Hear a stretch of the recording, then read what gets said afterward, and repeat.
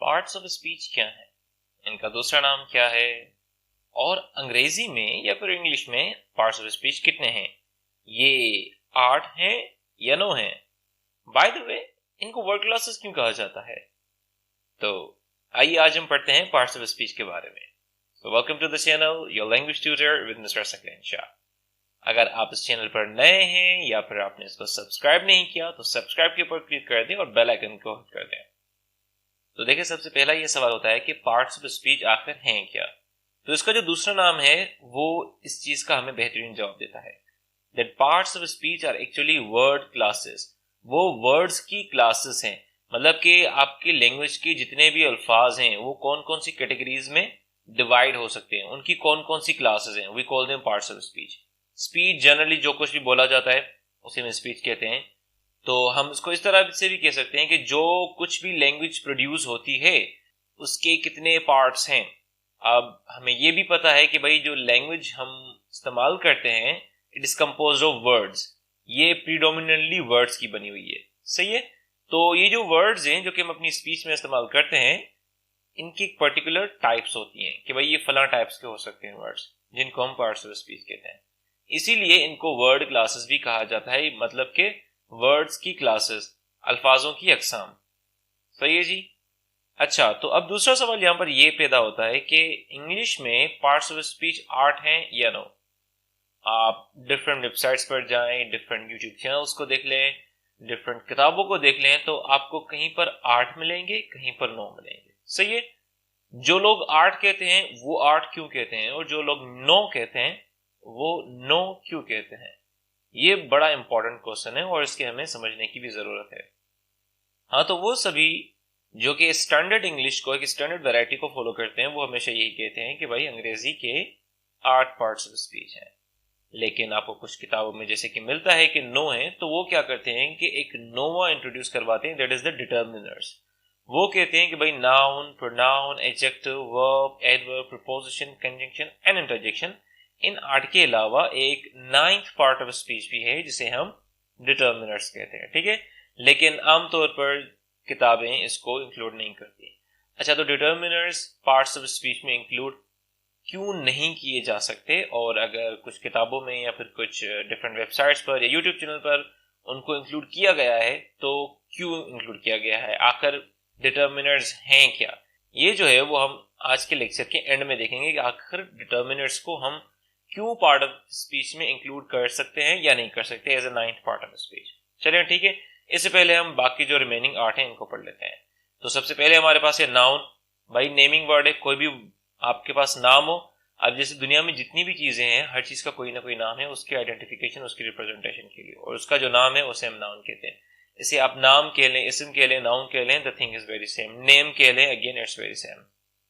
Pronoun वो word होता है जो कि नाउन की जगह पर इस्तेमाल होता है। अब मैंने यहाँ पर इनकी मिसालें नहीं लिखी आपको जैसे दिख रहा है स्क्रीन पर सामने, लेकिन हम जैसे ही आगे बढ़ते हैं तो हमने इनकी जबरदस्त मिसालें आपके लिए बनाई हुई हैं सेंटेंसेस में, कि हम इनको किस तरह से जो है वो एनालाइज कर सकते हैं जुमले में, और किस तरह से इस्तेमाल भी कर सकते हैं इन तमाम की तमाम 8 पार्ट्स ऑफ स्पीच को। अच्छा जी, तीसरे नंबर पर हमारे पास है एडजेक्टिव। एडजेक्टिव का काम होता है कि किसी भी नाउन को डिस्क्राइब करना। अब चूंकि प्रोनाउन जो है वो नाउन की जगह पर इस्तेमाल होता है, तो एडजेक्टिव एक प्रोनाउन को भी डिस्क्राइब कर सकता है। मैं आपको ये भी बताता चलूं कि इन तमाम पार्ट ऑफ स्पीच के ऊपर हम डिटेल्ड वीडियोस भी बनाएंगे, एक एक के ऊपर अलग अलग वीडियोस, ठीक है। तो उनको भी देखना मत भूलिएगा। ये वीडियो हमारी जैसी कंप्लीट होती है तो इसके बाद जो हमारी नेक्स्ट वीडियोस होंगी वो नाउन से स्टार्ट हो जाएंगी होपफुली। अच्छा, वर्ब जो है हम यूजुअली ये समझते हैं कि भाई जितने भी एक्शंस हैं वो वर्ब्स हैं। ऑलराइट, एक्शंस हमारे वर्ब्स हैं, but not all the verbs are actions. A verb can show an action, a verb can show a state, a verb can show a position, a verb can show an occurrence as well. कैसे होता है we will see in the very detailed videos, और हाँ आगे हमारे पास कुछ examples भी हैं that will make things clear. Adverb का काम होता है किसी भी जुमले में दिए गए वर्ब को डिस्क्राइब करना, एडजेक्टिव को डिस्क्राइब करना, या फिर किसी दूसरे एडवर्ब को डिस्क्राइब करना। हम आगे इसके भी एग्जांपल्स देखने वाले हैं। अच्छा, इसके बाद छठे नंबर पर हमारे पास है प्रीपोजिशन।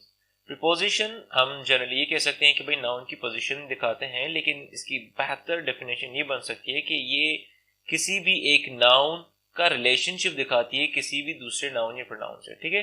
तो मतलब दो नाउन्स आ गए आपके पास, या दो प्रोनाउंस आ गया आपके पास, या फिर एक नाउन और एक प्रोनाउन है आपके पास जुमले में इस्तेमाल हो रहे हैं, उनका रिलेशनशिप अगर कोई वर्ड दिखा रहा है तो उसे हम प्रीपोजिशन कहेंगे। सेंटेंसेस हमारे इस कॉन्सेप्ट को भी ज्यादा क्लियर कर लेंगे। Then we have got conjunctions. Conjunctions भाई ज्वाइनिंग वर्ड है। मेक इट वेरी क्लियर कि जो कंजंक्शंस हैं वो वर्ड्स को भी मिला सकते हैं, कंजंक्शंस फ्रेजेस को भी मिला सकते हैं, कंजंक्शंस आपके सेंटेंसेस को, क्लोजेस को, पैराग्राफ्स को। तो कंजंक्शन का काम है कनेक्ट करना। ये दो लैंग्वेज एंटिटीज को आपस में कनेक्ट करता है, फिर वो लैंग्वेज एंटिटीज कोई सी भी हो, ठीक है। Then we have interjection. Interjection is an emotional word. हर वो वर्ड जो कि इमोशन में अचानक से निकल जाता है, that is an interjection. Okay, now let us see the examples to understand them better. Fine, so here we have got some examples. Hanya needed some water. She was in a hot desert. She moved a car fast, but did not fall into trouble.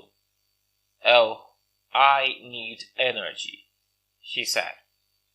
अच्छा, तो देखें, अब यहां पर मैंने different colours का इस्तेमाल किया है। अब जैसे कि आप देख सकते हैं कि वो तमाम के तमाम वर्ड्स जो कि रेड कलर में हैं, जैसे कि needed, was, moved, did, fall, need, said, ये तमाम के तमाम वर्ड्स जो कि रेड कलर के टेक्स्ट में हैं, ये तमाम के तमाम वर्ब्स हैं। सही हो गया? अच्छा जी, इसके बाद हम दूसरे वर्ड्स को देखते हैं। अब जितने भी हमारे पास ब्लैक कलर के यहाँ पर वर्ड्स आपको दिखेंगे, ठीक है, जैसे कि हानिया, वाटर, डेजर्ट, एनर्जी, ये सारे के सारे नाउन्स हैं। अब चूंकि प्रोनाउंस जो हैं वो भी नाउन की जगह पर इस्तेमाल होते हैं, तो इसलिए हमने प्रोनाउन के लिए भी सेम ही कलर का इस्तेमाल किया, दैट इज ब्लैक। तो शी हमारे पास यहाँ पर दो बार, तीन बार इस्तेमाल हो रहा है सेंटेंस 2 में। She was in hot desert, यहाँ पर शी इस्तेमाल हो रहा है। शी मूव्ड हर कार, यहाँ पर शी का इस्तेमाल हो रहा है। और लास्ट वाले सेंटेंस में जहाँ पर लिखा हुआ है शी सेड, यहाँ पर भी शी का इस्तेमाल हो रहा है। तो हमने सिर्फ एक ही यहाँ पर प्रोनाउन को इस्तेमाल किया। आप दूसरे प्रोनाउंस भी इस्तेमाल कर सकते हैं, जैसे कि इट, दे, जैसे कि आई, वी, यू, ये तमाम के तमाम सब्जेक्ट प्रोनाउंस हैं। आप ऑब्जेक्ट प्रोनाउंस इस्तेमाल कर सकते हो। और भी कई सारे प्रोनाउन की एग्जाम होती हैं जो कि हम अपनी आने वाली वीडियोस में देखने वाले हैं, सो स्टे ट्यून्ड। अच्छा जी, अब यहाँ पर हमारे पास आप ग्रीन कलर में देख सकते हैं वर्ड है इन सेंटेंस नंबर 2 में, और सेंटेंस नंबर 3 में हमारे पास वर्ड है इनटू। ठीक है जी, ये थोड़ा ग्रीन टाइप कलर है इसका। He was in a hot desert, और नीचे है but did not fall into a trouble। अच्छा, तो यहाँ पर जो into है वो आपको she का और trouble का रिलेशनशिप दिखा रहा है। ठीक है कि she का trouble के साथ क्या रिलेशनशिप था, तो ये जो है into वो एक प्रीपोजिशन है। ऊपर वाले हम सेंटेंस में देखते हैं she was in a hot desert, तो यहाँ पर आपका ये जो वर्ड in है वो she को डेजर्ट से कनेक्ट कर रहा है। वो शी और डेजर्ट का आपस में रिलेशनशिप दिखा रहा है, तो ये इन भी आपका एक तरह से प्रीपोजिशन बन गया। सही हो गया? अच्छा जी, अब नीचे हमारे पास अगेन ग्रीन टाइप कलर है जिसमें लगा हुआ है ओह, और आगे साइन ऑफ एक्सक्लेमेशन है। तो ये इंटरजेक्शन है। इंटरजेक्शंस हमेशा साइन ऑफ एक्सक्लेमेशन अपने साथ लेते हैं, जैसे कि वर्ड्स है हमारे पास ओह, वाओ, ब्रावो, हुर्रे, ये जितने भी वर्ड्स हैं ये सारे के सारे इंटरजेक्शंस हैं। अच्छा जी, अब यहाँ पर हमारे पास कुछ पर्पल कलर में भी वर्ड्स हैं, जैसे कि सम है, जैसे कि अ है, फिर हॉट है, फिर हर है यहाँ पर हमारे पास। सही है जी, और अगेन ट्रबल से पहले अ है। तो ये जितने भी वर्ड्स हैं ये सारे के सारे एडजेक्टिव्स हैं। अब यहाँ पर आप देखेंगे मैंने जो आर्टिकल्स हैं दो बार हमारे पास ये इस्तेमाल हुआ है। मैंने आर्टिकल को भी एडजेक्टिव की कैटेगरी में डाल दिया है। कैसे, मैं आपको ये आगे चल के समझाने वाला हूं कि आर्टिकल्स को हम एडजेक्टिव में क्यों काउंट कर सकते हैं या क्यों नहीं काउंट कर सकते हैं। ठीक है। अच्छा, अब यहाँ पर हमारे पास ब्राउन कलर के दो वर्ड्स हैं, एक है फास्ट, दूसरा है नॉट। तो फास्ट और नॉट जो है वो दोनों के दोनों एडवर्ब्स है। सही हो गया। तो हमने और एक हमारे पास यहाँ पर ब्लैक कलर में वर्ड है मगर ये अंडरलाइंड है, बट हमारे पास कंजंक्शन है। ठीक है, तो हमने अपने इन जुमलों में नाउंस को भी इस्तेमाल किया हुआ है, प्रोनाउंस को भी इस्तेमाल किया हुआ है, वर्ब्स भी इस्तेमाल किए हैं, एडवर्ब्स भी किए हैं, प्रीपोजिशंस, कंजंक्शंस, इंटरजेक्शन, हमने सारे के सारे 8 parts of speech in 4 sentences में इस्तेमाल किए हैं। हमने कोशिश की है कि आपको क्वालिटी प्रोवाइड की जाए ताकि आप इनको अच्छे तरीके से समझ सकें कि इनका इस्तेमाल किस तरह से होता है और जुमले में इनकी क्या स्ट्रक्चर बन सकती है। इनके ऊपर डिटेल वीडियोस आने वाली हैं, तो आप मजीद सीख सकते हैं इनके बारे में। अच्छा जी, तो अब आए हम बढ़ते हैं अपने सवाल की तरफ कि भाई डिटर्मिनर्स क्या हैं। तो देखें, डिटर्मिनर्स जो हैं वो कुछ पर्टिकुलर जो है ना आपके पास वर्ड्स की किस्में इसमें आ जाती हैं। जैसे कि हमारे पास आर्टिकल्स हैं, definite articles, a, an and indefinite article था। ये आर्टिकल्स सारे के सारे डिटर्मिनर्स हैं। जैसे कि हमारे पास डेमोन्स्ट्रेटिव एडजेक्टिव्स हैं, जैसे कि दिस, दैट, दीज, दोस। तो दिस, दैट, दीज, दोस ये भी आपके डिटर्मिनर्स में आ जाते हैं। इसके अलावा हमारे पास जो पॉजिटिव एडजेक्टिव्स हैं, जैसे कि my, our, your, his, her, its, their, ये पॉजिटिव एडजेक्टिव्स है। ये पॉजिटिव एडजेक्टिव्स भी डिटर्मिनर्स में आते हैं। इसके अलावा हमारे पास जो क्वांटिफायर्स होते हैं, जैसे कि हम कहते हैं much, many, few, little, many, more, तो ये सारे के सारे क्या हैं भाई? ये सारे के सारे आपके हैं क्वांटिफायर्स। ये क्वांटिटी बताते हैं और ये भी डिटर्मिनर्स में आते हैं। अब देखें ये जो चारों चीजें हैं, articles, demonstrative adjective, positive adjective और आपके क्वांटिफायर्स, ये चारों के चारों इनका काम यही है नाउन को डिस्क्राइब करना। आर्टिकल नाउन के बगैर इस्तेमाल नहीं होता। क्वांटिफायर्स किसकी क्वांटिटी बताएंगे भाई? किसी न किसी नाउन की क्वांटिटी बताएंगे। सही है? अच्छा जी, पॉजिटिव एडजेक्टिव किसके साथ इस्तेमाल होता है? पॉजिटिव एडजेक्टिव हमेशा किसी न किसी नाउन के साथ इस्तेमाल होता है। माय कार, अब ये माय पॉजिटिव एडजेक्टिव है, कार एक नाउन है। ओके, योर बाइक, ठीक है, तो बाइक और योर, अगेन बाइक नाउन है तो योर पॉजिटिव एडजेक्टिव है आपके पास। तो मतलब आप देखें ना, दिस बुक, सही है, दीज कार्स, तो अगेन नाउन्स के साथ आप इनको इस्तेमाल कर रहे हैं।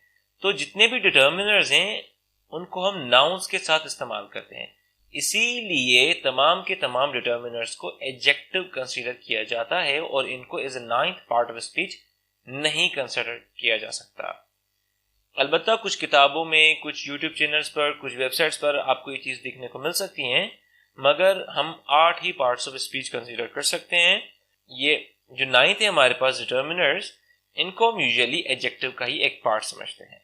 तो आपको आज की ये वीडियो कैसी लगी कमेंट सेक्शन में जरूर बताइएगा। पार्ट्स ऑफ स्पीच के बारे में अपने फेवरेट टॉपिक्स ड्रॉप करते जाएं, कोई क्वेश्चंस हैं, कंफ्यूजन्स हैं तो ड्रॉप करते जाएं, फीडबैक जरूरी है। सही है जी? सो अगेन, चैनल को सब्सक्राइब नहीं किया तो सब्सक्राइब के बटन पर क्लिक कर दें, बेल आइकन को हिट कर दें। मिलते हैं हम नेक्स्ट वीडियो में। Thanks for watching.